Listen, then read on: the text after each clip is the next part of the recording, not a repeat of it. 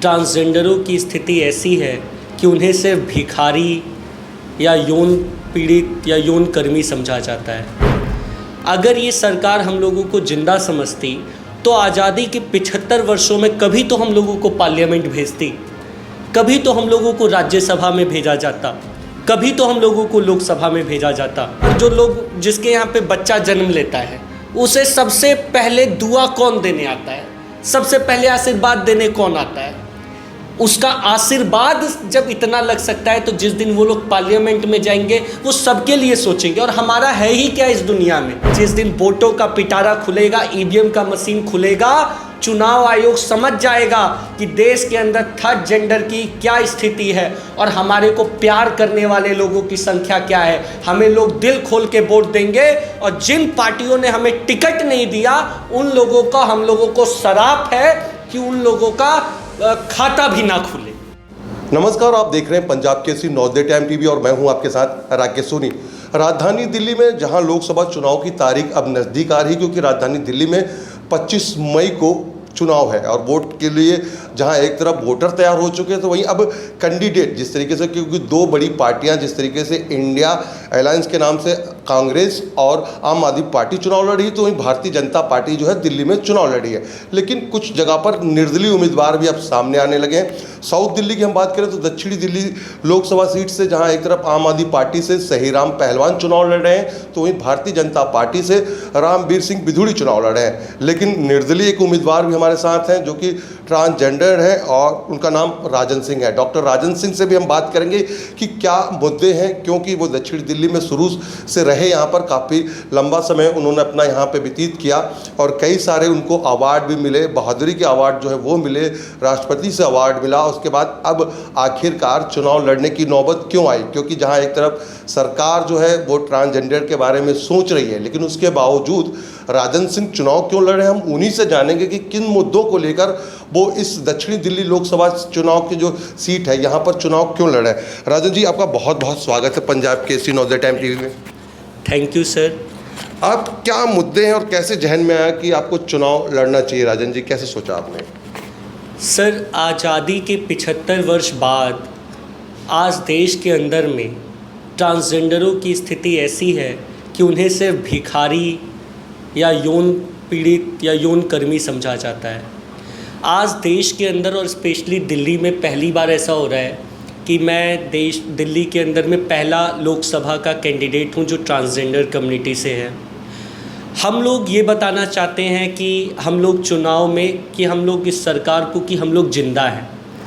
अगर ये सरकार हम लोगों को जिंदा समझती तो आज़ादी के 75 वर्षों में कभी तो हम लोगों को पार्लियामेंट भेजती, कभी तो हम लोगों को राज्यसभा में भेजा जाता, कभी तो हम लोगों को लोकसभा में भेजा जाता।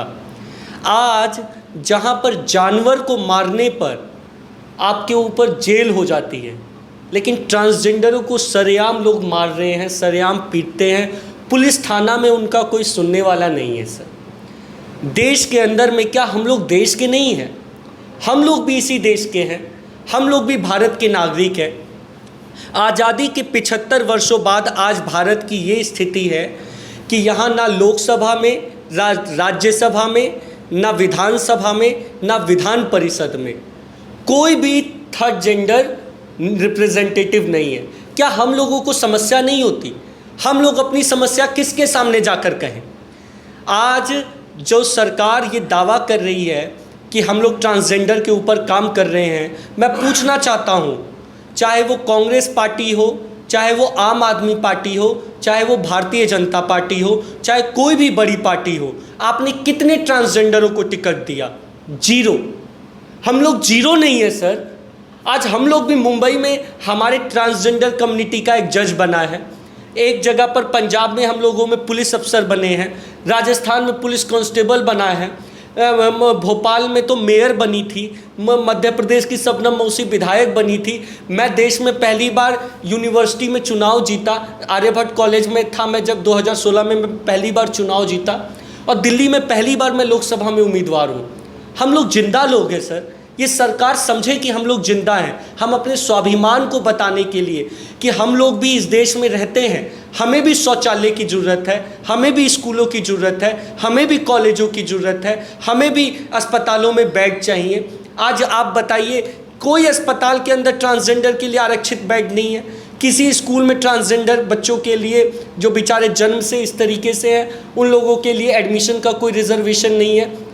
क्या हम लोग इस देश के नहीं हैं? दक्षिणी दिल्ली में पड़ने वाला मुझे एक एक वोट चुनाव आयोग को बताएगा, देश की सरकार को बताएगा कि हम लोग जिंदा लोग हैं और हम लोग अपना अधिकार मांगेंगे और आप लोग हमको भी अधिकार दीजिए। जब महिला को आरक्षण मिल सकता है तो हमें भी आरक्षण दीजिए और हमें भी पार्लियामेंट भेजिए ताकि हम लोग अपने लिए, अपने लोगों के लिए आवाज़ उठाएं। हम लोगों के साथ नाइंसाफ़ी होती है, अन्याय होता है। आप ही बताइए, अगर यहाँ पर जो लोग, जिसके यहाँ पे बच्चा जन्म लेता है, उसे सबसे पहले दुआ कौन देने आता है? सबसे पहले आशीर्वाद देने कौन आता है? उसका आशीर्वाद जब इतना लग सकता है तो जिस दिन वो लोग पार्लियामेंट में जाएंगे वो सबके लिए सोचेंगे। और हमारा है ही क्या इस दुनिया में?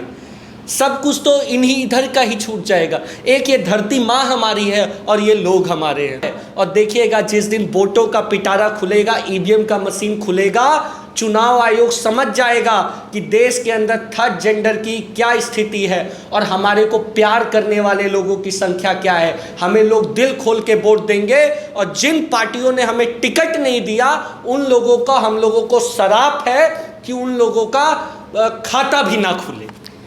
मैं तो यही कहूँगा कि 75 साल में आपने खूब मर्दों को और महिलाओं को, औरतों को और पुरुषों को, सम्मानित लोगों को वोट दिया। इस बार आपके सामने हम लोग वोट हार जीत के लिए नहीं आए। हम लोग सिर्फ इसलिए आए हैं, हमारे को आपका मिलने वाला एक एक वोट पहचान का वोट होगा। इस सरकार में हमारी पहचान होगी, इस सरकार में हमारे को स्वाभिमान मिलेगा, हमें भी इज्जत मिलेगी। आपको, अगर आप लोग हमको एक एक वोट देंगे तो हमें इज्जत मिलेगी।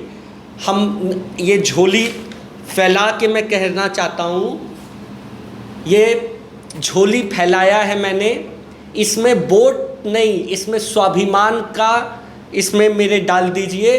हम लोग अपने स्वाभिमान की लड़ाई लड़ रहे हैं। आपने सुना किस तरीके से राजन सिंह ने अपनी बातें रखी पंजाब केसरी के इस मंच पर। और क्योंकि दक्षिणी दिल्ली का चुनाव हो या लोकसभा चुनाव के अलग अलग राज्यों की बात करी जाए, खास तौर पर राजन ने जिस तरीके से अपनी बातें रखी, क्योंकि एक ट्रांसजेंडर की पहचान कहीं ना कहीं ख़त्म होती जा रही थी। कोर्ट ने हालांकि उस पर जरूर संज्ञान लिया, जिसके बाद फैसला लिया गया तो आई, लेकिन अभी भी ट्रांसजेंडर को उस तरीके का दर्जा नहीं मिल पाया और उसी दर्जे और उसी पहचान के लिए ये मोहताज हैं और इस वजह से चुनाव उतरे हैं। अब देखना होगा, जहां एक तरफ अभी तक जो चुनाव प्रचार है, ट्रांसजेंडर की जो भीड़ है और युवा लोग हैं वो तो राजन के साथ जुड़े हैं, लेकिन 25 मई को जो वोट होगा वो किसके खाते में जाएगा और जो 4 जून को नतीजे आएंगे वो क्या दर्शाएंगे, किसको कितना वोट मिलेगा, ये देखना होगा। लेकिन राजन ने जिस तरीके से अपनी पहचान को लेकर और पूरे समुदाय, क्योंकि ट्रांसजेंडर की अगर बात की जाए तो तीसरी जेंडर की बात हो रही है, उसमें किस तरीके की पहचान जो है वो एक वोटर दिला पाएगा, ये तो आने वाला वक्त ही तय करेगा। क्योंकि जो 4 जून को नतीजे आएंगे उससे स्पष्ट हो जाएगा कि दक्षिणी दिल्ली में आखिरकार कौन सत्ता पर बैठता है और कौन लोकसभा के अंदर जिस तरीके से जो है पार्लियामेंट में पहुंचता है। दिल्ली से राकेश सोनी, पंजाब केसरी टीवी। हमसे जुड़े रहने के लिए हमारे YouTube चैनल को सब्सक्राइब करें और नई वीडियो की नोटिफिकेशन के लिए बेल आइकॉन को दबाएं।